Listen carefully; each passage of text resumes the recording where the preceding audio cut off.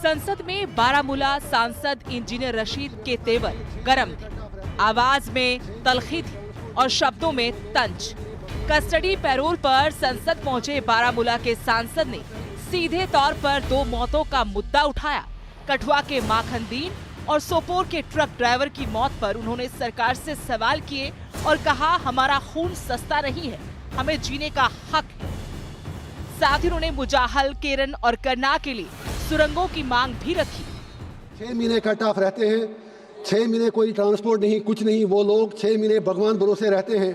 तो मेरी सरकार से गुजारिश है कि वहाँ पर इन तीनों जगहों पर करना, मच्छल और कैरन के लिए टनल की व्यवस्था की जाए। और साथ ही मेरी रिक्वेस्ट ये है कि वसीम अहमद मीर और मक्खनदीन, इन दो का अभी पिछले आपने पढ़ा होगा पेपर में, इनकी डेथ हो गई। फोर्सेस के हाथ एलिजिबिलिटी, उसकी इन्वेस्टिगेशन होनी चाहिए। हमारा खून सस्ता नहीं है, हमें जीने दो, हमें जीने का हक है। हमारे खून की कुछ कदर करो, कुछ लाज रखो। लेकिन रशीद के इस बयान पर बीजेपी ने तीखा पलटवार किया। पार्टी की सीनियर नेता प्रिया सेठी ने कहा कि जिन्होंने पहले युवाओं के हाथों में बंदूकें पकड़ा दी थी, वो आज खून की कीमत की बात कर रहे हैं।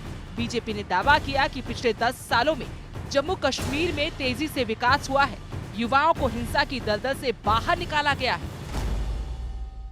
कश्मीरियों का खून सस्ता होने की वो बात करते हैं, लेकिन वो भूल जाते हैं कि जब एब्रोगेशन ऑफ आर्टिकल 370 से पहले, जब यहाँ पर मिलिटेंट सी ज़्यादा होती थी, यहाँ के बच्चे जो थे अपने हाथों में पत्थर उठाते थे, जो यहाँ पर जितने बॉर्डर्स थे वहाँ से इन्फिल्ट्रेशन ज़्यादा होती थी।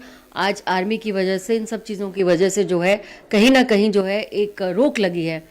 कश्मीरियों का खून बिल्कुल तब भी सस्ता नहीं था, अब भी सस्ता नहीं है। इतनी डेवलपमेंट जम्मू कश्मीर में हुई है और जितना सच्चाई से, जितना ईमानदारी से यहाँ पे माननीय प्रधानमंत्री जी, उनके नेतृत्व ने काम किया है, और खासकर यहाँ पर जो कश्मीर को लेकर वो जो इमोशनल कार्ड खेलने की बात बार बार करते हैं, जम्मू कश्मीर के लोग उसको बहुत बेखूबी से जानते हैं।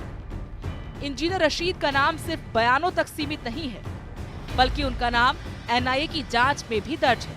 आतंकवादी संगठनों को फंडिंग के आरोपों में 2019 में गिरफ्तार हुए रशीद फिलहाल जेल में है, लेकिन दिल्ली हाईकोर्ट के आदेश पर 11 और 13 फरवरी को संसद सत्र में शामिल होने के लिए उन्हें कस्टडी पैरोल मिली। इसका मतलब ये है कि उन्हें सशस्त्र पुलिसकर्मियों की निगरानी में संसद तक लाया गया। उनकी जमानत याचिका लंबे समय से अटकी हुई थी, लेकिन अब कोर्ट ने उन्हें संसद सत्र में हिस्सा लेने के लिए अस्थायी राहत दी है।